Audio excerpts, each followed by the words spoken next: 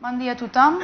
Permeteu-me abans que res que em presenti. Soc la Laia Puig i vinc de Montsant Benet i avui he tingut l'oportunitat de deixar el meu lloc de treball per unes hores al cor del Bages i venir aquí a moderar aquesta segona taula rodona i suposo que, com ha comentat la Mercè, també d'aquesta manera ens assegurem una representant femenina a cada taula, no? Bé, aquest segon bloc que iniciem ara, sota el nom de Palanques de Futur, el que farà és intentar identificar aquells 20 elements, aquelles 20 palanques que han de fer possible que els canvis que ens han esmentat en la primera taula es puguin portar a terme. Uns canvis que el que han de fer és permetre situar la Catalunya del demà, la Catalunya del 2020 i de les properes dècades a l'avantguarda del concert global.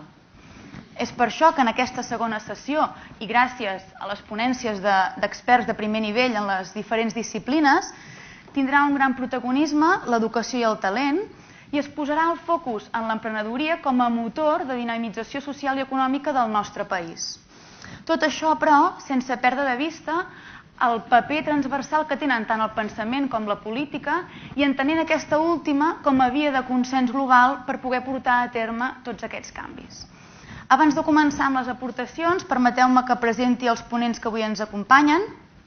En primer lloc, el senyor Josep Joan Moreso és president de l'Agència de Qualitat per al Sistema Universitari de Catalunya, exrector de la Universitat Pompeu Fabra, és doctor en Dret i catedràtic de Filosofia del Dret a la Universitat Pompeu Fabra. Llicenciat en Dret, ha estat professor a la Universitat Autònoma de Barcelona i a la Universitat de Girona. A l'octubre del 2010 va ser investit honoris causa per la Universitat de Valparaíso, a Xile. En segon lloc, i si m'equivoco alguna cosa amb els currículums, aviseu-me, corregiu-me, perquè sol ser habitual. En segon lloc, el senyor Felip Vidiella, enginyer químic, és director de RMSD Performance Plastics Europe Middle East and Africa de Dow Chemical. Va cursar un màster a ESADE en Strategic Market Management. La seva carrera professional l'ha portat a desenvolupar diversos rols dins de Dow Chemical. Ha treballat per la companyia a Holanda, Suïssa i Estats Units fins que va assolir la seva posició actual. Ara anem a presentar el senyor Ventura Ruperti, és consultor d'empreses a Inneo Corporate, és llicenciat i MBA per ESADE Barcelona, ha viscut i treballat a països com Alemanya, Mèxic i Canadà. És consultor d'alta direcció, empresari i escriptor i està especialitzat en l'assessorament a empreses i institucions en desenvolupament estratègic, fusions i adquisicions, política d'inversions i en gestió operativa. En quart lloc, per acabar amb les presentacions, el senyor Virginio Gallardo és soci fundador de la consultora Humanova, que treballa en la innovació empresarial a partir de la gestió de les persones. És llicenciat en Psicologia Social per la Universitat Autònoma de Barcelona, màster en multivariable a la Universitat de Barcelona i MBA per ESADE. Ha treballat per Accenture a l'àrea de Change Management, especialitzat en temes de Human Capital i Organizational Design and Development. Per Agbar com a director de Recursos Humans, posteriorment ha estat director general de Consac Human Capital, consultora especialitzada en la transformació empresarial. Anem doncs ara a donar la paraula al senyor Josep Joan Moreso, que identificarà les palanques en el tema de política i pensament. Endavant. Moltes gràcies. Bon dia a tothom. Jo també vull començar agraint la possibilitat a Xavier Marcet i als organitzadors d'aquest acte de participar en aquest molt interessant acte que tracta de dissenyar o esbrinar o albirar algunes de les claus que el futur ens depara a tots plegats. Se'm demana una cosa complexa, que doni compte de 5 palanques que projecten el futur de la política i el pensament en el nostre entorn. En aquest moment de tanta incertesa al món i al món i que per tant ho fa difícil.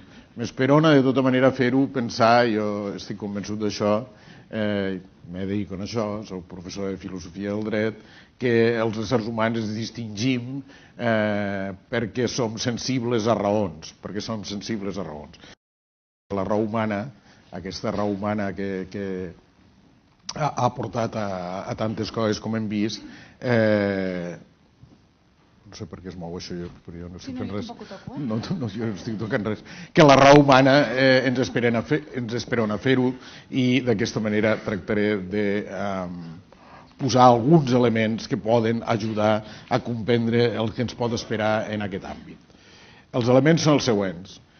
Aquest paraulot, per dir-ho així, que ja estem acostumats a sentir, la globalització, els avanços de la ciència, als que s'ha referit també Comella, però que jo no me referiré a quins són aquests avanços de la ciència, sinó com impacten en les actituds que hem de tenir els ciutadans i que anem tenint els ciutadans que formem part d'aquesta societat, l'ideal d'Europa, la igualtat com a textura de les societats que construïm i la restauració de la confiança. Aquests són els elements als que em vull referir. La globalització o el globalisme. Aquest paraulot, com deia, ara ja el sentim més a sovint. Va sorgir per alguns economistes japonesos als anys 90 a la revista Harvard Business Review, després un sociòleg, sobretot Robertson, l'ha popularitzat, però evoca una cosa que ara tots comprenem una mica. Evoca una cosa que vol dir que, en realitat, la globalització, allò que és global, la relació cada vegada més interpenetrada de totes les persones i els serveis i la informació al món, és possible sempre que es tingui en compte que això passa en llocs locals també, i aquesta conjunció de local i global és el que fa aquesta idea. Hi ha molts exemples d'això, els economistes en posen molts. Per exemple, McDonald's, quan s'instal·la a la Índia, no fa les hamburgueses en carn de vaca, perquè a la Índia seria un gran error fer-les en carn de vaca. McDonald's és internacional, però a la Índia es porta així. O ja que parlo de la Índia, una cosa de com el flux de la informació va, però té algun element sempre local. Fa un any i mig, per casualitat, buscant una altra cosa, a un diari de la Índia, de Indian Express, me va cridar l'atenció que hi havia un article que es deia La paradoxa de Tocqueville. Tocqueville era un pensador francès del segle XIX que va fer un viatge als Estats Units a 1830 i 31, en realitat per a esbrinar com els Estats Units tenia el sistema penitenciari, encarregat per això pel govern francès, per esbrinar això va anar. Però va fer un viatge molt llarg pels Estats Units i va escriure segurament el millor llibre que mai ningú ha escrit sobre els Estats Units, que és La democràcia a Amèrica. Un llibre magnífic, magnífic. Bueno, això entre parèntesis, Tocqueville també ja començava la globalització, entre parèntesis. Però el que diu l'Indian Express és, la paradoxa de Tocqueville és una reflexió que ell fa a La democràcia a Amèrica, on diu que els règims tirànics tenen més possibilitats de desestabilitzar-se si fan algunes reformes per adaptar-se que si no les fan. Tenen més possibilitats de desestabilitzar-se, això és la paradoxa, si fan algunes reformes que si no les fan. I l'Indian Express posava això de manifest referint-se a la Xina i deia que a la Xina s'havia utilitzat aquesta argumentació de Tocqueville per no fer determinades reformes a la Xina, per no fer determinades reformes perquè això, si no, desestabilitzaria la política xinesa. Bueno, això és un altre cas de globalització. Per què? Perquè a la Xina prenen aquestes idees que Tocqueville va dir en un viatge als Estats Units, imagineu-vos, 180 anys abans, i es porten aquí. Però hi ha molts elements, no? Jo he posat això, l'ermita, no? Perquè fa 30 anys no tanta gent coneixia els vins del Priorat, no tanta gent els coneixia. L'ermita ara és un producte global i està a les cartes dels restaurants de Nova York, però l'ermita és global perquè és del Priorat, perquè és local. És global perquè és local, si no, no podria ser-ho. Si no, no podria ser-ho. És a dir, la denominació d'origen, que això significa aquesta contribució. Per tant, diguéssim, això té a veure més en les nostres actituds. Un dels desafiaments és com, per als catalans, en el futur, com aconseguir ser locals, si es pot dir així. Aquesta seria la primera cosa. La segona, deia, té a veure a com ens impacten els avanços de la ciència. Comella ens ha contat coses fantàstiques al respecte de com serà, a mi m'ha deixat impressionat això el ratolí, efectivament, que li han canviat la memòria, diguéssim, però i per tant no ho repetiré. Òbviament els avanços de la ciència volen dir que potser en algunes dècades hi haurà ciutats a altres planetes, que la nostra vida ha canviat totalment com a conseqüència dels ordinadors, d'internet, de la intel·ligència artificial. Els coneixements de la neurociència canviaran totalment la nostra concepció del món. Jo crec que això és molt, molt rellevant I en un article que vaig llegir deia, s'ho inventava, no? Que ara venen les generacions C, això sempre canvia, les generacions X, Y, C, ara C.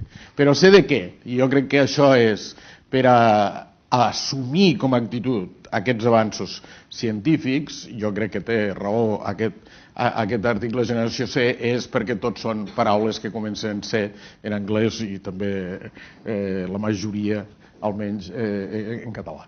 No? Perquè la generació C és persones que tenen l'actitud de ser connected, communicating, content-centric, computerized, community-oriented i, això diu, always clicking, que això ja ho estem fent tots, absolutament.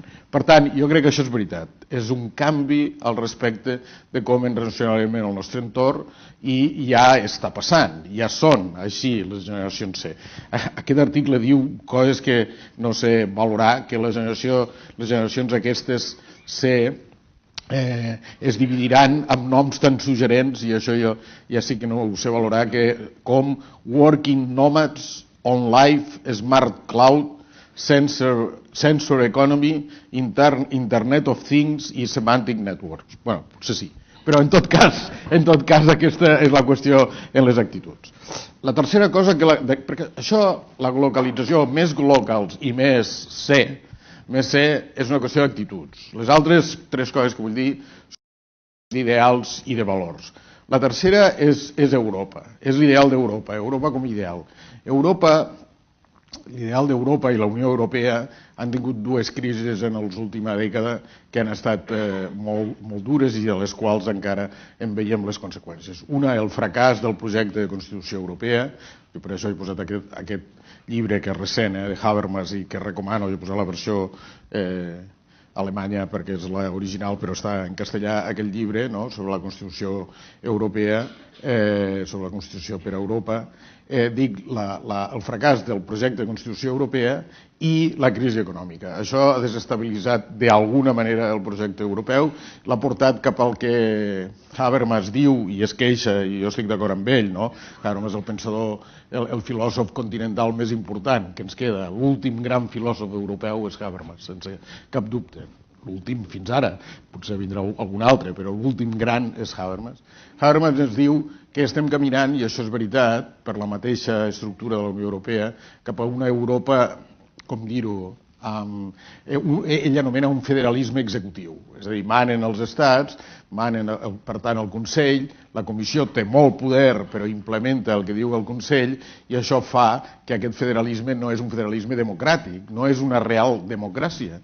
No és una real democràcia. No triem com a europeus un govern europeu. Ara hem començat una mica en això que el president de la Comissió sigui ratificat pel Parlament, etc. Una mica, però no ha anat molt bé. No som capaços de construir una democràcia europea de veritat en un Parlament europeu que legisli i faci de Parlament europeu. Això no ho tenim, no és el que fa el Parlament i per tant, això representa un determinat fre. Com es fa? Habermas és kantià i optimista en això i pensa que Europa pot servir com el primer exemple de democràcia cosmopolita que s'extengui després a alguns elements de governança al món en una espècie de federalisme sorgit de la pau perpètua de la Federació de Repúbliques que deia Kant.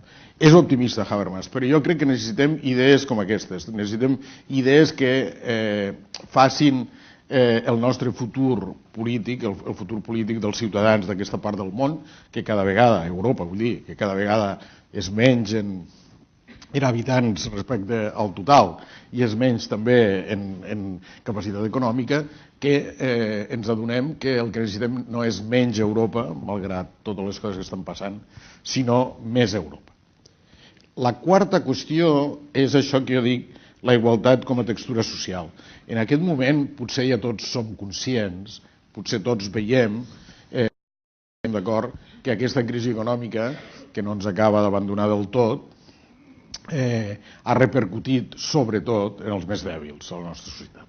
ha repercutit sobretot en els més dèbils. I això té conseqüències a mig termini bastant considerables. Les desigualtats han crescut d'una manera inusitada. Als països occidentals, per exemple, com el nostre, el 10% més ric disposa del 50% dels recursos, per no referir-me a quan disposa el 1% o el 0,1%, que ara s'estudia més encara això. I una de les persones que més ha posat aquest tema i que ara ja és una persona, una estrella, un star de l'acadèmia, diguéssim, que més ha posat de manifest aquest problema és Piketty. Jo he agafat dues de les possibles moltíssimes, que ell té totes les gràfiques i estadístiques a internet, i podeu consultar-les, però aquesta era bona perquè era de tota la història, no? Com a tota la història, no? El creixement fins al segle XX, el creixement anava per sota, la taxa de creixement anava per sota, no? De la distribució en aquest sentit. Això en un moment se supera, però, com veieu, la línia blava torna a fer una tisora i la línia blava en el futur, ara ja comença i en el futur tornarà a mostrar la desigualtat. O una altra, que és aquesta relació, que ell insisteix sempre en posar la relació entre la taxa de creixement i la taxa d'ingrés dels que tenen més, i això mostra, per exemple, com més o menys ha passat el mateix a Alemanya, a França i al Regne Unit, i com aquesta desigualtat que s'havia reduït, i el punt més baix és 1950, però es manté bastant així fins als 80 i les conseqüències de la crisi del petroli, però després torna a disparar-se i si segueix així arribarà, clar, ja estem a nivells de principis del segle, ja estem a nivells de desigualtat de principis del segle, com es pot veure, i això és un problema. Què posa de manifest això? Home, l'ideal de la justícia, i per això és important la igualtat, l'ideal de la justícia és, o una manera de veure l'ideal de la justícia, és compensar les persones per les seves circumstàncies, de les que no són responsables, per el que la loteria natural els ha deparat, tant sigui de salut, de condicions genètiques, com familiars, com de riquesa, com el que sigui. Això sembla un element de la justícia. Això la loteria natural ho va dir l'altre gran filòsof de la política contemporani, que ja va morir, americà, que és John Rawls, l'altre gran amb Habermas. Dic, d'una banda, compensar per les circumstàncies en què s'ha deparat la loteria natural, i d'una altra, fer a les persones responsables per les seves eleccions. Això sembla que és un bon ideal de justícia.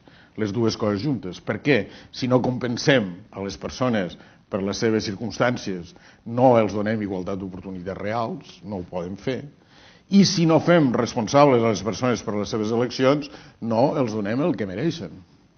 No els tractem com mereixen. Les dues coses, hem comès errors en les dues coses. A les societats occidentals i europees hem comès errors en les dues coses. Però a la vegada, sobretot als països que tenen més igualtat i han creat, el president parlava de Dinamarca, però Dinamarca serveix aquest matí, països com Dinamarca, s'ha creat el més similar que a la història humana ha hagut en aquesta direcció. El més similar de benestar amb igualtat que cohesiona la societat, més similar que ha hagut mai a la història dels éssers humans. Per tant, aquest és un element també que a mi... No el voldria interrompre, però estaríem en el temps. Acabo en la cinquena, que és la restauració de la confiança. Jo que he posat una cita d'un altre filòsof important, però ho dic ràpidament. Una de les coses que més ha passat en aquesta crisi econòmica també és diguéssim, el soscavament, clarament, el soscavament de la confiança entre tots, de la confiança dels ciutadans en els polítics, de les agències de regulació, amb les entitats financeres, de tots. Tots han començat a desconfiar uns dels altres. Com restaurem aquesta confiança? Jo crec que tornant a algunes coses molt bàsiques, ho dic molt a pressa perquè no tinc més temps, però tornar a algunes coses molt bàsiques que en aquest temps s'havien posat en dubte i no s'havien complert. Alguns principis tan simples com el principi de dir la veritat, això ja ho deien, de complir les promeses. de complir les promeses, dir la veritat i no danyar els altres. Aquests 3 principis que són bàsics, la confiança s'ha soscavat perquè la gent ha mentit descaradament. Tothom ho hem vist, absolutament tothom no, però moltíssims actors han mentit en aquest procés i no han estat capaços de complir les promeses. I complir les promeses, i acabo, complir les promeses, deia un filòsof del segle XVII, Samuel Pufendorf, les promeses són com, i m'agrada aquesta expressió, per això la dic, i és important que la pensem ara, les promeses són, prometre és com alienar un bocí del nostre futur, com donar-li a un altre un tros del nostre futur. I això, si li donem de veritat un tros del nostre futur, l'invitem a sopar, vol dir que aquell dia nosaltres li hem donat a ell per anar a sopar amb ell, no el podem defraudar, no podem defraudar-lo.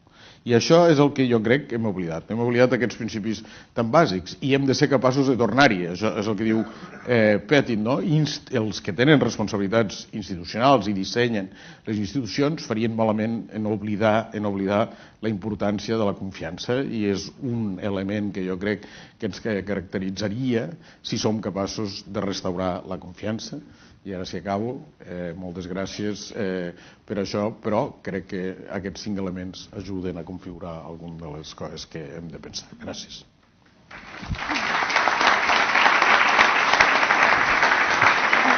Perdona. Ja l'he avisat, no hi ha problema. Moltes gràcies, senyor Moreso, per les seves intervencions i crec que en l'última part ha mencionat aquest repte tan important que té la política en part, de restaurar la confiança en tota la societat perquè la Catalunya del futur estiguem tots en un futur més esperançador. Passem ara a donar la paraula al senyor Felip Vidiella, que identificarà aquelles palanques relacionades amb la innovació i l'emprenedoria. Endavant. Sí, hola, bon dia. Encantat d'estar aquí. Donar les gràcies també al Xavier per la invitació. No se sent, no? Sí? Se sent ara? Molt bé. Repeteixo que moltes gràcies per estar aquí i per donar-me la possibilitat d'explicar una mica el que són dos paranys, el que és la innovació i l'emprenedoria, almenys des del punt de vista d'una empresa o de l'experiència que he tingut amb una empresa en els 30 anys que he treballat amb ella. Hi ha una cosa que és comuna, i li diria al Xavier, que ara no el veig, però segur que està per aquí, que s'assembla molt al que és el meu cap. Al començament, quan va dir-me que volia que fes aquesta presentació, em va dir que era una cosa d'uns 20 minuts, amb 10 minuts de preguntes, després que són 15 minuts en 5 punts, i ara són 10 minuts. Benvinguts a l'empresa privada, sembla el meu cap, quan truca al matí, diu una cosa, allò és or. A la tarda ja és plata i a la nit me mata. Doncs, semblant amb aquesta part, intentaré en 10 minuts explicar-los una mica el que és. El meu cap funciona des del punt de vista enginyeria per educació i, per tant, quan me diuen una cosa intento metrificar-la. I la primera part que se'm va ocórrer diu què és l'emprenedoria. Bueno, l'emprenedoria és una cosa senzilla, composta d'elements complicats. El que es necessita per l'emprenedoria és generar valor. I generar valor per una societat, per una persona. En aquesta societat capitalista que mirem és una part que ens toca la butxaca i que es diu diners. Llavors, tal com ho he entès, és una part d'innovació, sumatori d'una part que ve de l'experiència al quadrat, perquè és més important que la innovació, encara que jo em dediqui a la part de la innovació, tot això multiplicat per el factor de coneixement financer. És a dir, si no teniu idea de finances, no us dediqueu a l'emprenedoria, perquè el factor zero, qualsevol bona idea que tingueu, l'elimina. La segona part és que pots tindre molt bona idea, si no tens experiència et costarà molt, encara que tinguis molts diners per fer-ho. I l'experiència, definida aquí, tal qual, no és els anys que has treballat en una feina, sinó els anys que has tardat per aprendre la feina. Tu pots aprendre una feina en un any, estar 24 anys i dius que tens 25 anys d'experiència. Això és mentida. Tens uns anys d'experiència. Si tens 5 feines en aquests 25 anys, potser tens 20 anys d'experiència. O 15, depenent de la complexa que siguin. Per tant, l'emprenedoria és una cosa complexa i cada un d'aquests elements són funcions, són variables. El que vol dir que la complexitat és més interna que no pas la simplicitat que hi ha aquí. De la part d'experiència no en parlo. Una presentació que tinc feta, que hem parlat amb la gent de SADA, que algun dia podré fer aquí a Barcelona. La part d'innovació és una simplificació d'una altra, que us faré ara. I la part financera és una part que faig per la meva empresa interna i que no faré externament. Per tant, els punts en el que me dedicaré a mirar és adaptar-se a l'entorn local, crear memòria col·lectiva, provocar canvis i retroalimentar-los.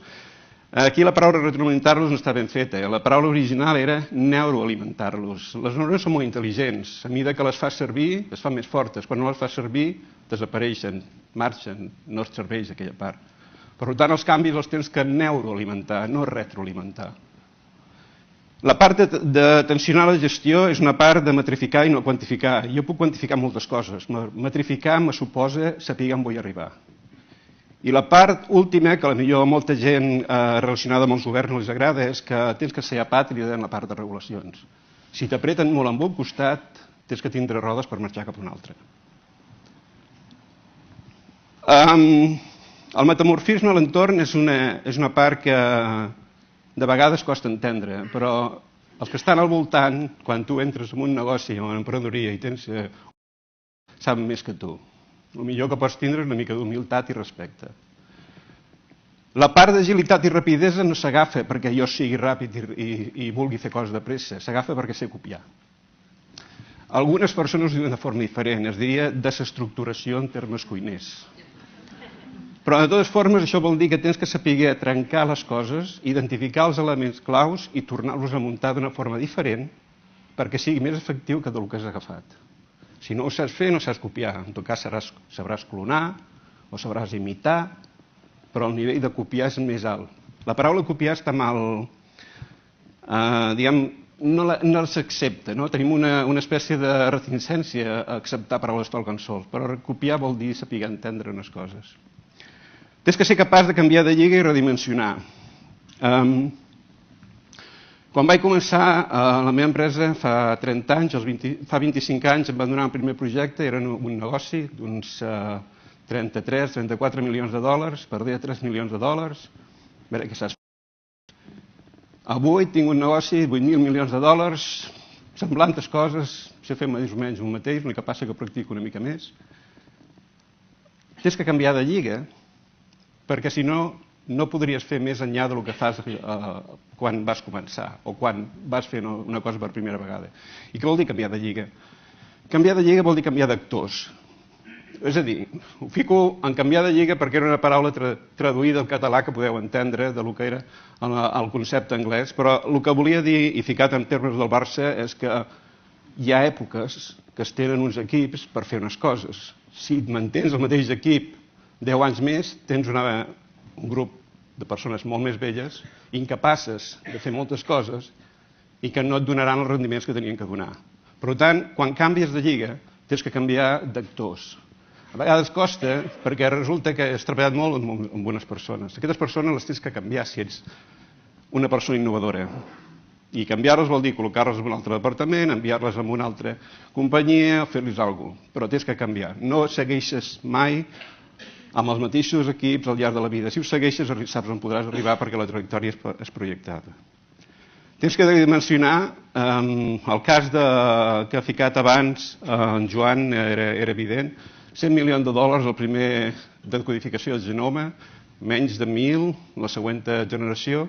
Si jo monto una estructura amb més de 100 milions estructural per fer una feina que algú pot fer ara en 1.000, malament, no puc arribar-hi. Interconnectar innovació externa o innovació oberta. La gent diu innovació oberta. La paraula tindria que ser innovació externa. Jo li dono un repte a algú perquè me'l faci. Jo no li dono una feina perquè me la facin. La feina la saben fer molts i llavors el que tens és una lluita de preus. Qui me la fa més barata? Perquè tots me la faran.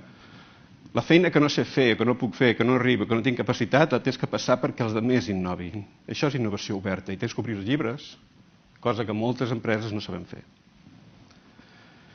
La part de crear memòria col·lectiva és una part important en la nova generació i els que contracteu ara se'n doneu compte. La gent té més mobilitat ara de la que tenia abans. Per tant, la lealtat és un factor que no diria que va en decadència, però sí que és més de canvi.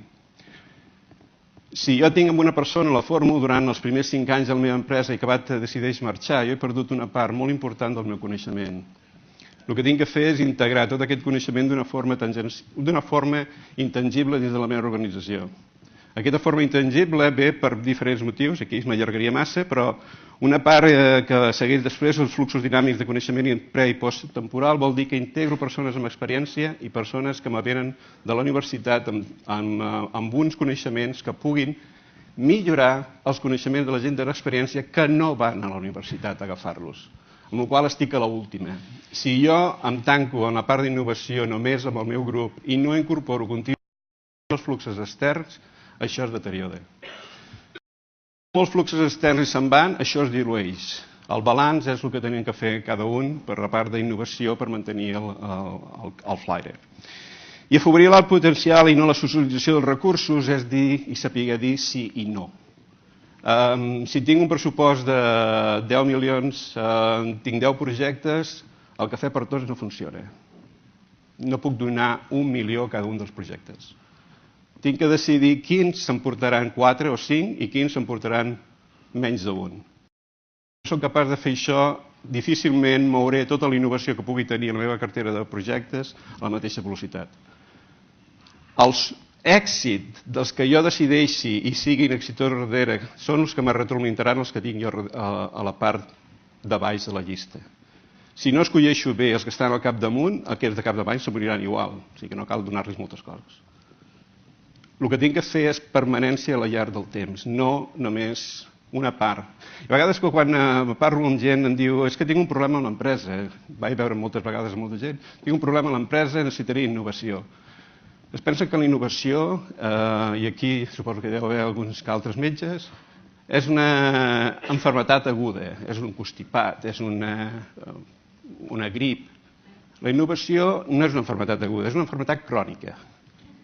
Si no hi ha una píldora o una aspirina per la innovació, hi ha un tractament per la innovació, tens que seguir i fer-lo. Llavors, aquesta és una part que va lligada al saber quins símptomes tens que anar agafant. Manegar projectes i no carreres professionals és una part que va lligada també a enamorar-se dels productes envers de la rendibilitat dels productes. La part de la innovació, com he dit abans, només es manté si tens una part que gestiona el que tens darrere en el que és tot el programa o el paquet de projectes futurs que puguis tenir. Per tant, el que tens que tenir també és una idea clara de quin estat està cada un dels projectes. Normalment la gent es pensa que, si no està molt ficats en el tema d'innovació, es pensa que tens un innovador, una persona de laboratori, una persona que pugui dedicar-se a la investigació, bata blanca sempre, tens ficada en un lloc que pot fer qualsevol cosa. Qualsevol persona és futbolista, però n'hi ha uns que juguen de porters, n'hi ha d'altres que juguen de defenses, uns que juguen de mitjos i uns que són davanters. A la investigació passa el mateix. Els projectes no els pots donar tots amb una persona o amb una part, perquè tens la cadència de fer-ho així. Tens que saber seleccionar amb els perfils de cada un d'ells i col·locar-los en cada moment. I tens que saber dir-los que avui no treballen d'això, però treballen en altra cosa. Aquestes pautes no són pautes del passat, del present, del futur, són pautes contínues. Per tant, seguiré parlant d'aquestes d'aquesta manera. La part de self-healing organization o adaptabilitat organitzativa és una mica difícil. És una part que necessita sempre lligada amb el que estàvem dient abans respecte a el que és els fluxos de gent. Tens que muntar una organització que si perds el 10% o el 15% segueixi funcionant sense cap mena de problema. Si ho pots fer i no li passa res, estàs sobredimensionat moltes vegades. Per tant, diria que en vez d'un 15% intenta treure un 30% de tota l'estructura.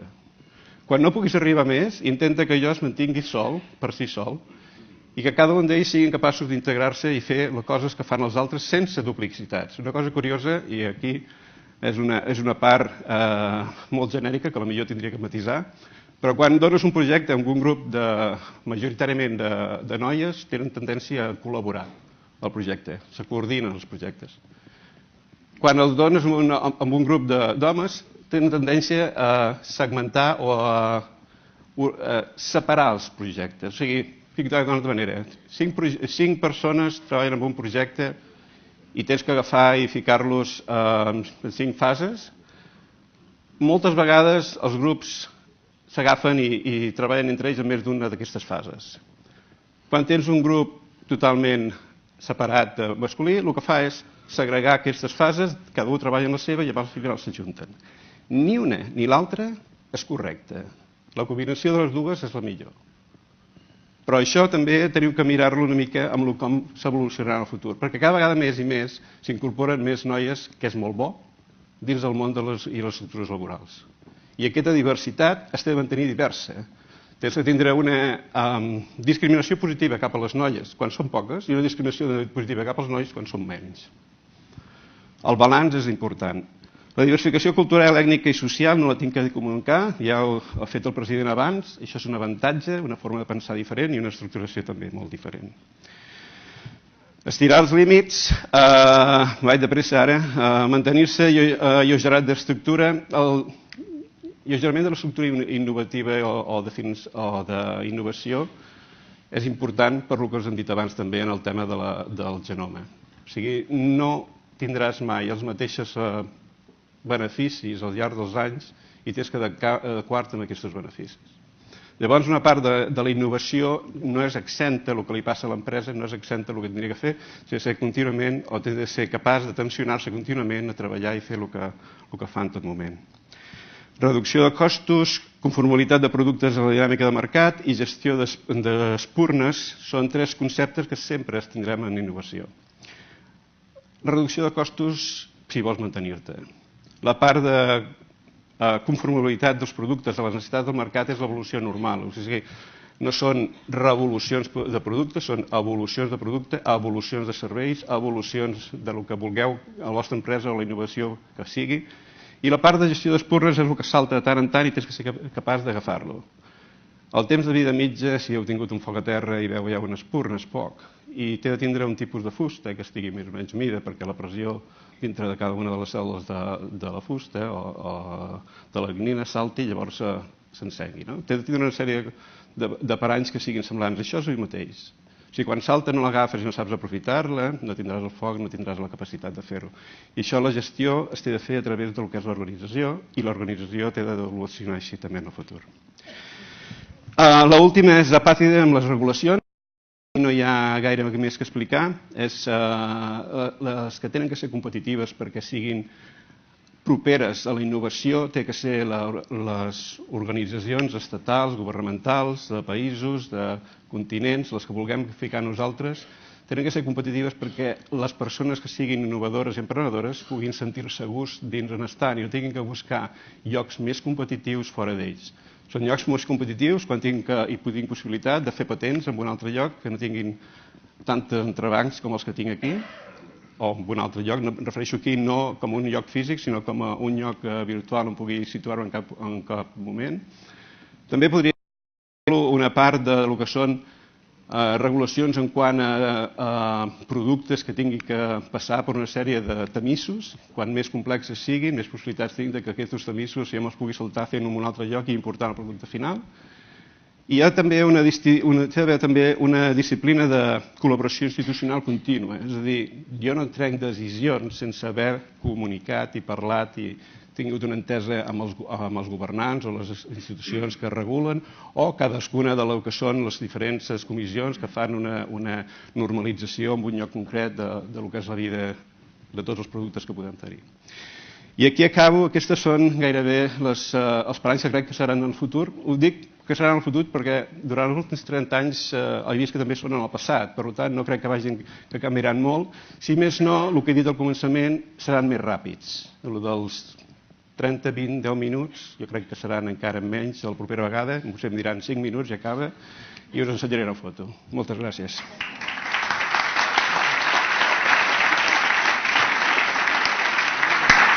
Moltes gràcies, senyor Felip Vidiella. El que sí ha quedat clar és que la innovació, li diguem oberta o li diguem externa, és una palanca de futur imprescindible en qualsevol organització. I també m'ha quedat clar que, donat el meu nivell de finances, val més que no em dediqui a l'emprenedoria, no?, pel que pugui passar. Anem ara a donar pas, com a expert en la gestió empresarial i el management, al senyor Ventura Ruperti. Endavant. Gràcies. Bon dia, se'm sent? Sí? En primer lloc, naturalment, agrair a les persones que han pensat que jo podia avui ser útil aquí i contribuir amb els meus petits coneixements a fer que aquesta sigui una sessió útil i positiva per tots.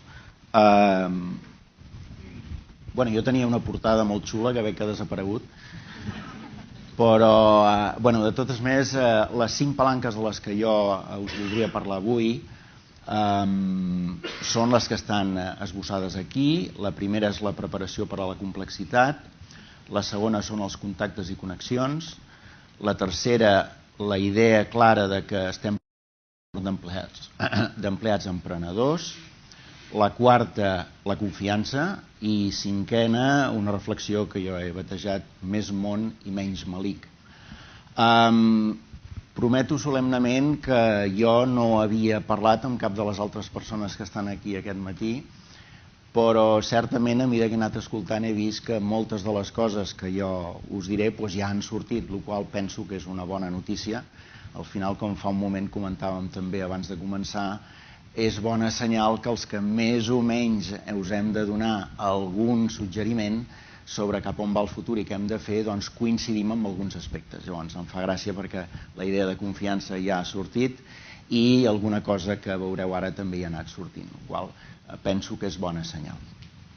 Dit això, he fet un primer punt, que és aquest que he titulat una síntesi difícil, i és perquè, si el Felip fa un moment ens presentava una fórmula que m'ha semblat molt interessant per definir l'emprenedoria, quan a mi em van dir, escolta'm, has d'inventar-te 5 palanques que són les que canviaran el món empresarial de cara al futur, vaig parar, això és difícil, però llavors vaig recordar que fa poc, llegint un llibre de ciència, el Neil Turok, que és un magnífic científic sud-africà, explicava els esforços que s'han fet des del món de la física en els últims 100-150 anys per unificar i integrar la visió del món.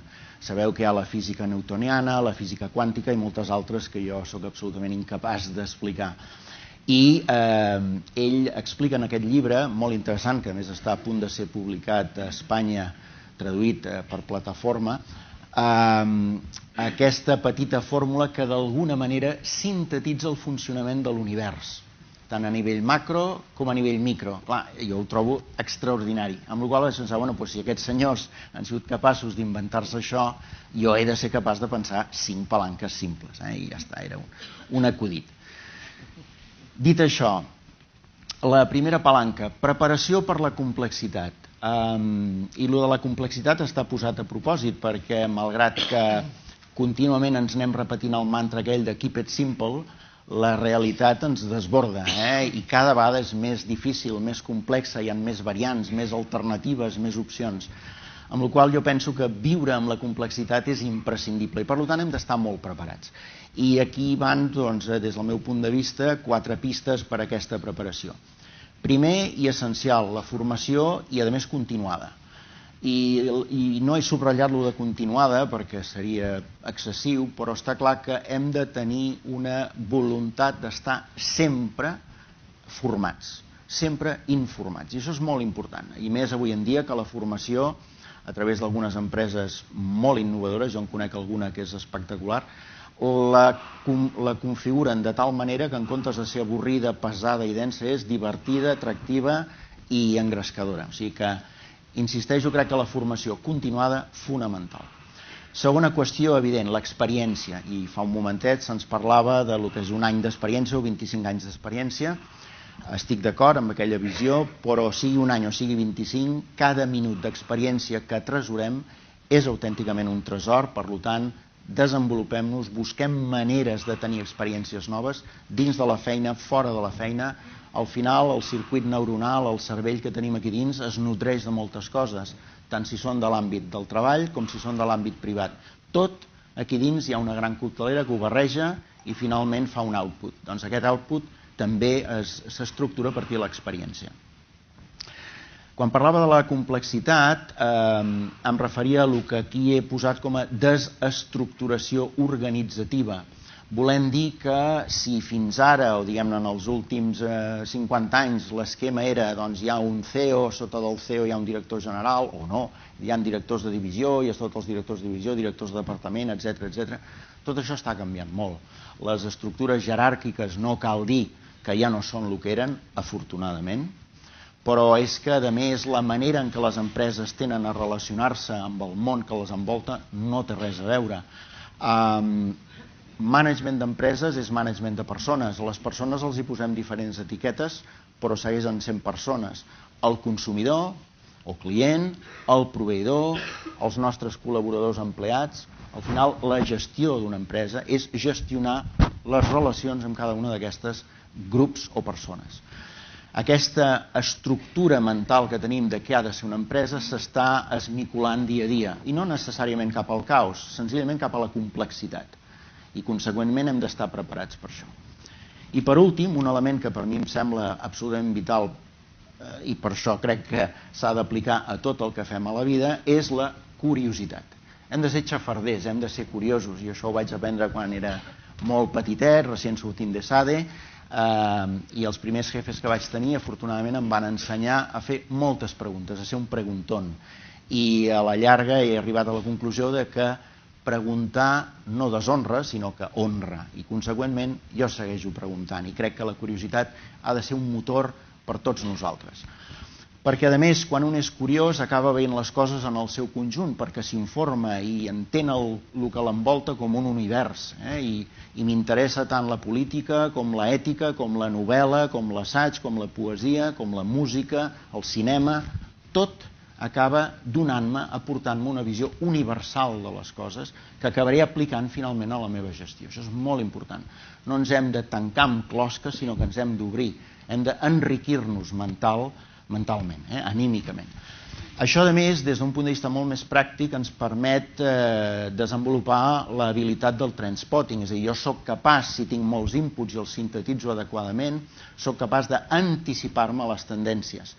Allà on anem, potser jo ho podré veure una mica abans. Els meus competidors, una mica abans que els meus clients, i per tant proposar-los la resposta abans quasi que me la formulin, etc. La idea de captar les tendències que es mouen al voltant del meu negoci és important, i sense aquesta visió més d'universalitat de tot el que m'envolta és més difícil. I per últim, una cosa que jo he posat aquí com a actitud George Bernard Shaw, bàsicament perquè hi ha una frase d'ell que haureu sentit moltes vegades, però que, n'hem sentit moltes del George Bernard Shaw, però una que a mi m'agrada especialment, que bàsicament es podria traduir per allò que hi ha persones que coneixen el que existeix i es pregunten per què. Jo vull somiar coses que encara no existeixen i preguntar-me per què no. Jo crec que és molt important preguntar el per què de les coses, però és igual o més important preguntar-se per què no això o per què no allò. Aquesta capacitat de dir, per què no faig aquest pas més? Per què no busco per aquí? Molt important. Segona palanca, contactes i connexions, altrament conegut com networking. Fonamental, des de la meva experiència professional, que ja és bastant més de 3 dècades, doncs important. I jo crec que el networking sobretot comença per la generositat. També amb aquella idea de que no què poden fer per mi, sinó què puc fer jo pels altres. Si un es planteja les relacions amb els altres, que sempre estan basades en l'interès, sempre, les professionals, les personals, sempre hi ha algun tipus d'interès que vincula. I pot ser un interès molt altruista, encara que sembli una contradicció, però sempre hi ha algun tipus d'interès. Doncs la idea és, en allò que ens relaciona amb aquesta altra persona, com li puc ser útil? Com la puc ajudar? Perquè un altre mecanisme que funciona molt bé entre els éssers humans és la reciprocitat. En el moment en què jo li he fet un favor a una persona, he ajudat a una persona, la tendència natural és que aquella persona tingui ganes de ser recíproca amb mi i de tornar-me aquell favor, de tornar-me aquell ajut. I construint a partir de la generositat és molt més fàcil desenvolupar una xarxa que realment sigui eficaç i útil. Dins i fora del sector, encara que sembli una evidència, doncs jo m'hi trobo tot sovint, he d'estar recomanant moltes vegades a les persones a les que assessoro que treguin el cap fora del sector, perquè a més tothom té la tendència de dir, no, és que el meu sector és molt diferent, el meu sector és molt complicat. Doncs escolti'm, no. Evidentment té les seves peculiaritats, però té moltes altres coses que el fan igual a altres sectors i dels quals també se'n pot aprendre molt. Per tant, traiem el cap fora i remenem més enllà del nostre sector. Igualment, altres disciplines. Si jo sóc un director financer, m'interessa parlar amb gent de recursos humans, m'interessa parlar amb gent de comercial i màrqueting, m'interessa parlar amb gent de producció i, evidentment, viceversa. Per tant, obrim el món també mental que tenim aquí dins i anem molt més enllà de la nostra pròpia disciplina. I un tema que és inevitable quan un vol fer networking de debò és dedicar-hi temps i, a més, aplicar-hi un mètode. O sigui, la improvisació funciona fins a un cert grau. Quan volem professionalitzar la nostra capacitat de fer networking i fer-lo, convertir-lo en una eina potent, hi hem de posar temps i hem de posar mètode. La tercera palanca, d'empleats emprenedors. Aquí aquesta frase vol dir dues coses. Primer, que tal com està evolucionant el món, cada cop les empreses tenen tendència a reduir el nombre d'empleats i a ampliar el nombre de col·laboradors externs, és a dir, gent que són emprenedors, autònoms, que col·laboren amb el desenvolupament habitual de l'empresa. Per tant, no són pròpiament empleats. Però és que, a més, a casa nostra, a dins de les empreses, també estem vivint una transformació on les persones cada cop se senten menys empleats, entre altres coses perquè tots sabem que la nostra feina avui hi és i demà pot no ser-hi, però és que a més ens interessa dins de l'empresa fomentar un esperit més emprenedor entre els nostres empleats. I en aquest sentit és molt important lluitar pel talent que identifiquem i jo aquí dic per dues raons molt essencials. Primer, perquè quan el talent és bo necessita que el cuidem, que el mentorem, que el tutelem, però és que quan aquest talent és bo i ja està més format ho reclama, exigeix que se li presti atenció, exigeix que se'l segueixi formant, exigeix tenir les idees clares respecte al seu futur, el qual està molt bé, perquè al final ens obliga a posar-nos les piles a nosaltres com a persones gestionant aquest talent. El fet de que transformem els empleats en emprenedors també és rellevant perquè aquí tenim una equació bastant simple, la participació, quan és real, tendeix a generar implicació i la implicació, quan es manifesta i finalment es permet que floreixi, es tradueix en una contribució. I al final tots estem a dins de l'empresa bàsicament per contribuir i anar sumant esforços de manera que els resultats de l'empresa siguin els més positius possibles. Siguin els resultats que siguin, no només financers.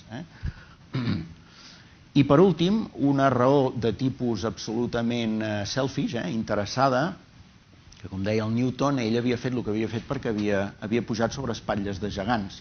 Doncs quan nosaltres som capaços de rodejar-nos de gent amb talent i amb ganes i les impliquem i fem que contribueixin, nosaltres que estem ajudant i supervisant aquestes persones estem sobre espatlles de gegants i per tant nosaltres mateixos també podem millorar significativament els nostres. Quarta palanca, la confiança, generar confiança. I aquí, només per explicar una mica el que a vegades jo vull transmetre quan parlo de complexitat, doncs un pot dir, bueno, la confiança què és? Doncs bueno, la confiança és sobre la sinceritat que té la gent, perquè diuen el que pensen. I dius, ja està, no. La confiança també pot ser sobre la competència que té la gent. Si la gent és competent i sap el que es fa, també li tinc confiança. Però és que també puc tenir confiança en la gent perquè són fiables, perquè fan el que em diuen que faran. Sabeu que la gent, sí, això t'ho faré demà, ve demà passat, i allò no està fet.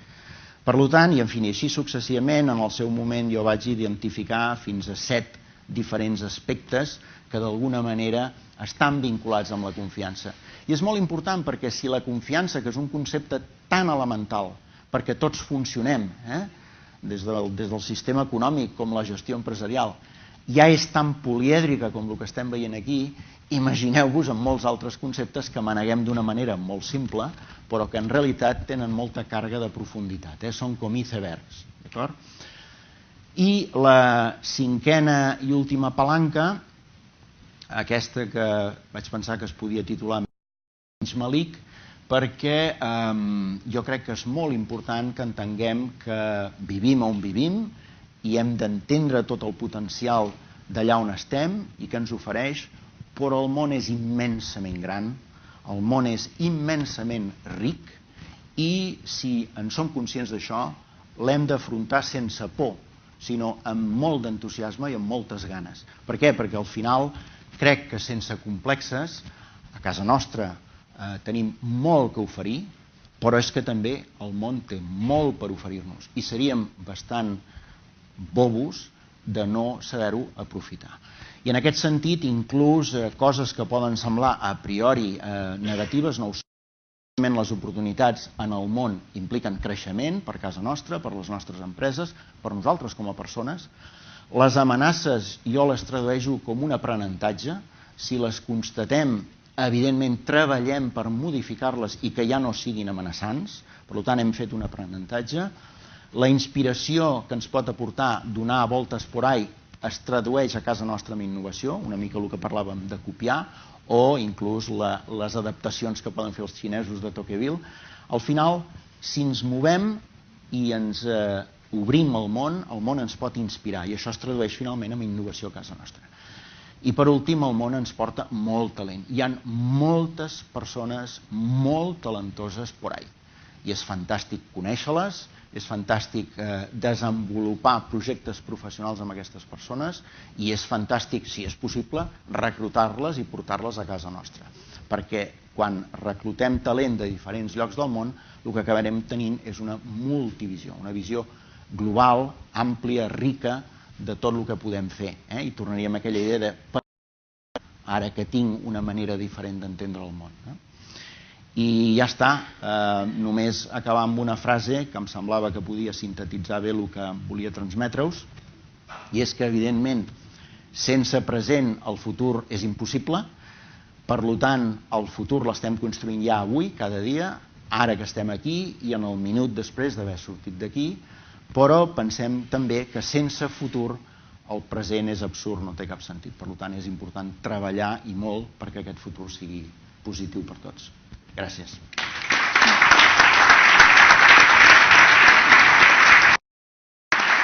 Moltes gràcies, senyor Ruperti. Disculpeu, anem una mica retrasats amb el temps, però ja anem per l'última intervenció. Donem lloc a l'aportació del senyor Virginio Gallardo, que ens identificarà aquelles palanques en l'àmbit de l'educació i el talent. Endavant. Molt bé, bon dia. Moltes gràcies per convidar-me a aquest debat tan interessant i amb aquestes idees. Això va ser l'últim, té l'avantatge que algunes idees potser puc anar més ràpid perquè ja s'han dit. I veureu que efectivament és així, però com tu dies, és bo que ens repetim perquè això vol dir que potser estem dient les mateixes coses. Jo quan vaig preguntar-me quins eren els reptes de futur en quant a talent i educació, perdoneu, però he fet una mica de trampa. I el que he fet ha estat agafar un estudi que he treballat durant el 2014 on van preguntar als directius de recursos humans de les empreses més importants de Barcelona, de Madrid, van fer diverses ciutats, quins eren els reptes que ells creien en el món del talent en el 2020. I amb la qual cosa, deixeu-me que d'alguna forma us digui que em basaré una mica amb això. Aquest canvi en el talent, ells com ho vivenciaven i d'aquí venen les conclusions, bàsicament. El primer que es van comentar, i ja veureu quan parlem dels 5 reptes, és de la disrupció digital, és el més important. Però quan parlem amb els directius de recursos humans, diuen el món del treball canviarà radicalment perquè hi ha una disrupció digital. Això canviarà la forma d'entendre el treball, canviarà la forma d'entendre l'empresa, ho canviarà tot.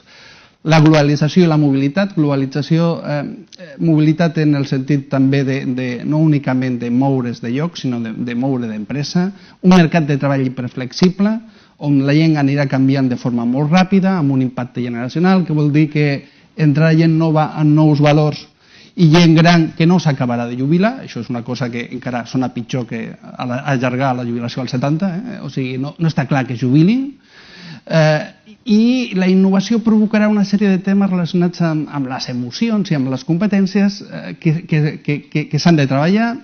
Estem parlant de noves organitzacions connectades, on l'equip és més important, on la col·laboració és més important, i uns nous valors professionals que es denominen nomads. Això va ser una mica les grans conclusions de l'estudi, hi ha percentatges, ho podeu llegir si voleu. El tema és que llegint tot això he intentat treure els 5 reptes que probablement es podrien desprendre de les reflexions que vam fer durant aquest any. Doncs el primer és que hem de construir el que es diu social networks, aquesta persona connectada que ens parlava el col·lega. O sigui, les organitzacions, això que veieu és la intel·ligència col·lectiva, on les dones sembla que tenen un paper més de col·laboració, però on bàsicament tothom col·laborarà més. O sigui, l'empresa està canviant i és cada vegada més un món més red, més xarxa, per això l'ONET, social networker, i on els treballadors són diferents, però els treballadors no són diferents perquè treballaran més en robots o treballaran en processos més digitals, no, és perquè el seu cervell canviarà, sí, les seves actituds, la seva memòria, la seva connexió, seran hiperconnectats, tindran estrès per hiperconnexió i el seu gran problema serà la gestió del temps. Són social networks, és un altre tipus de treballador, no té res a veure amb el que coneixem ara, tenen altres preocupacions i altres coses. Llavors, aquest social network és el que treballarà a la nova empresa, que serà una empresa on compartir, comunicar, on l'aprenentatge social, que és innovació, això que parlaves de la comunicació, de com aquest coneixement es pot tenir amb virtualització, totes aquestes coses noves. Llavors, com preguntar-se coses i tenir... Jo faig moltes preguntes, més que contestar faig preguntes. Si això és així, si hem de construir social networks, hem de tenir aules. Ha de ser presencial les nostres educacions. Hem de tenir mestres, llibres. Hem de construir, els alumnes han de construir també els materials. Com ensenyem a comunicar o col·laborar? O si voleu, per dir-ho d'una forma més clara, això que diuen les universitats han de ser 90% virtuals, per exemple. No mirem les escoles finlandeses on els nens petits ja tenen entorns col·laboratius 2.0. No. Han de ser realment presencials. Té sentit això? Si volem construir social networks, no hauríem de canviar tot això? Potser sí, no. Segona tendència, carrera líquida. La carrera líquida no vol dir el que diuen els americans, que una persona treballarà 10, 15, 20 amb 20 empreses diferents o no sé quantes. No vol dir això. Vol dir que un mateix treballador canviarà diverses vegades de professió. Sí? Que és diferent. Amb les empreses que sigui. Llavors, això què implica? Òbviament, que si has de canviar de professió, doncs el coneixement caducarà i t'has de reinventar amb una llarga vida laboral que, cuidado, no s'acaba als 70, pel que diuen. O sigui, és pitjor, ja ho hem dit. Sé que no són bones notícies, però és el que és. Llavors, les preguntes que ens hem de fer d'alguna forma en aquesta carrera líquida on ja tot és menys, no és sòlid, no és el treball de tota la vida. Les preguntes que s'han de preguntar, el que ens hem de preguntar des de les institucions educatives seria: hem d'aprendre a aprendre o aprendre a desaprendre? Sí? Ara hi ha una assignatura que em diu, sembla que és aprendre a aprendre. No, és aprendre a desaprendre. Com canvien els hàbits de forma ràpida? Perquè aquest és el gran problema. Hem de memoritzar, hem de tenir coneixements o hem de tenir un pensament crític per aprendre? Quan finalitza l'educació? De veritat que l'educació, la universitat ha d'acabar als 24 anys? Això és com ridícul. O sigui, si t'has d'aprendre tota la vida, potser als 35 o als 40 o als 65 és bo, és un bon moment. Llavors, els educadors han de ser constructors d'això, que el món universitari, el món ha de ser constructors de coneixement o d'entorns personals d'aprenentatge on pugui aprendre tota la seva vida. Sí? És el que ens hem de plantejar. Potser el rol de la universitat no està en preparar-te ara, està en crear-te un entorn on tu puguis aprendre sempre que siguis aquella professió i no la canvis. Sí? Aquesta és la carrera líquida. Una altra cosa que s'ha dit, i és que és la revolució freelance, això de que tots hem de ser emprenedors, bàsicament, això és com una bogeria, no? Perquè quan mires les estadístiques no te les acabes de creure. O sigui, el que necessiten als Estats Units és que ara mateix hi ha un 33% de freelance, però és que en el 2020, que és d'aquí a no res, hi ha un 50% de freelance. Un de cada dues persones seria freelance, segons aquests estudis. Aquí parlem d'un 23 i ningú s'atreveix a dir l'evolució, però hi ha una revolució freelance. Però com ens diuen, el pitjor no és això, és que el que estigui dins també ha de ser una mena d'emprenedor. Llavors, home, potser si el 50% de la gent han de ser empresari, potser formem a la gent per ser empresària, no? I per ser emprenedora. I us asseguro que el que estem fent a l'escola no té res a veure amb formar aquesta gent. O sigui, estem fent un flaco favor als nostres fills, i als nostres joves, i a tota la gent. Per què? Perquè l'escola no està preparada per formar emprenedors ni les educacions universitàries. No formem per això, formem per gent que té un coneixement que a més és caduc i no formem per això. Llavors tenim aquí un greu problema, no estem formant per lo que la gent necessita. Però és que els intraemprenedors tampoc els formem. És el que la UNESCO diu, és l'actuació, quan posa el seu model educatiu, posa l'actuació. Actuar no té res a veure amb el model que estem seguint a les nostres escoles, a les nostres universitats, no té res a veure, amb la qual cosa tenim un petit problema de talent. I després té una cosa que és la complexitat competencial. Tots ho hem escoltat, amb la qual cosa no vull ara donar cap cosa que ningú sàpiga. O sigui, quantes vegades hem escoltat en els 10 darrers anys, 15... El més important no és els coneixements, el més important són les competències. El que et dona èxit a la vida és la intel·ligència emocional. El que et fa feliç no té res a veure amb el que t'expliquen. Tot això que moltes vegades hem sentit explicar molt bé. Aquí estem parlant de competències culturals, emocionals, relacionals. El que ens hem de preguntar, i us diria, és si això és tan important, si és la base de l'èxit, que diuen que és la base de l'èxit, s'ha demostrat que és la base de l'èxit. En una escola hi ha professors de matemàtiques, en un institut hi ha el senyor que s'ocupa de la geografia o de la literatura catalana, està molt bé, però no hauria d'haver especialistes, no hauria d'haver un 20 o un 30% de gent que sàpigues d'intel·ligència emocional. Si és la base, jo diria que una tercera part, no sé, com a mínim, no dic el 50%, una tercera. Sí, ja sé que s'han fet molts esforços amb això, està a Bolònia, però és com ridícul. O sigui, diem que la màxima complexitat en el futur serà això i el tema és que potser no necessitem tant professors com coach. Sí? Aquest és el tema. I això implica un replantejament de totes les institucions educatives. La gent més efectiva no és la gent que més sap. Sobretot quan coeduca el coneixement i ho tens tot a internet. La gent més efectiva és la gent que té més intel·ligència emocional. És la gent que sap connectar-se, que sap fer altres coses. El cinquè tema. Parlem dels treballadors de futurs que es diuen millennials. I la seva principal característica és ser nòmades.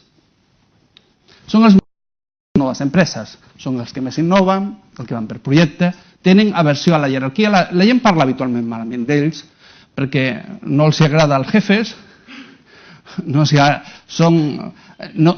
fidelitzen, van per projectes, els únic que els interessa és aprendre i anar-se a un altre lloc, i vigilen, sobretot és un tipus de gent que aquí potser no ho veiem massa bé per el tema de la crisi, però a altres països es veu amb molta més claretat, que tenen un enorme focus en la seva autorealització i són fidels a ells mateixos. És el nou professional. Sí?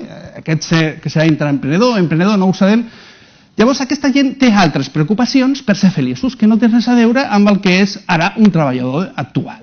Té altres coses, li preocupen altres coses, temes que a nosaltres habitualment ni ens preocupen ni sabem que existeixen. Sí? Com podria ser temes com la productivitat personal, quan han de dormir, quan han de fer de vacances, com es gestionen financerament, com es gestionen el seu temps lliure, com es gestionen com projecte personal, com és la seva marca personal, perquè ells són una mena d'autoempresaris, són una mena de projecte jo S.A., per dir-ho d'alguna manera.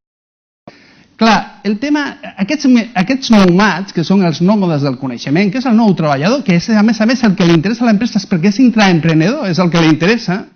Les empreses tenen problemes perquè no saben com gestionar-los. I jo el que em plantejo és el sistema educatiu, estem preparant aquesta gent, o sigui, darrerament, si és veritat, estan entrant algunes assignatures d'aquest tipus en alguns jocs, però és minúscul.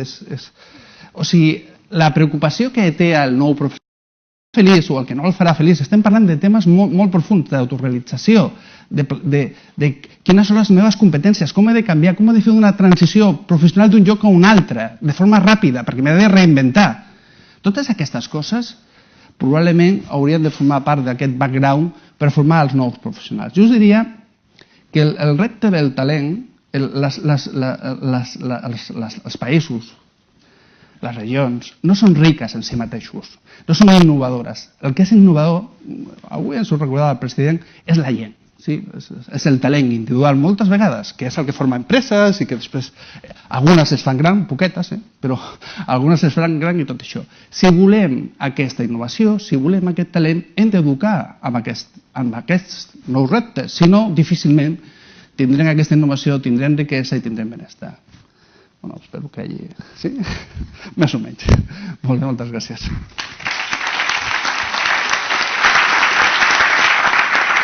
Bé, moltes gràcies, senyor Gallardo. Anem doncs a concloure el que seria aquesta segona taula rodona per poder seguir amb la jornada. Gràcies als 4 ponents per les seves magnífiques intervencions, perquè ens permeten avui iniciar un procés de reflexió col·lectiva i perquè en totes les intervencions s'han posat sobre la taula un conjunt de palanques, un conjunt de vectors que són un punt de partida. Són un punt de partida per almenys afrontar aquest futur incert, aquest futur de la Catalunya de les properes dècades amb garanties. I per què no, com ha comentat el senyor Ruperti en la seva intervenció, somiar coses que no existeixen. Moltes gràcies i bona tarda.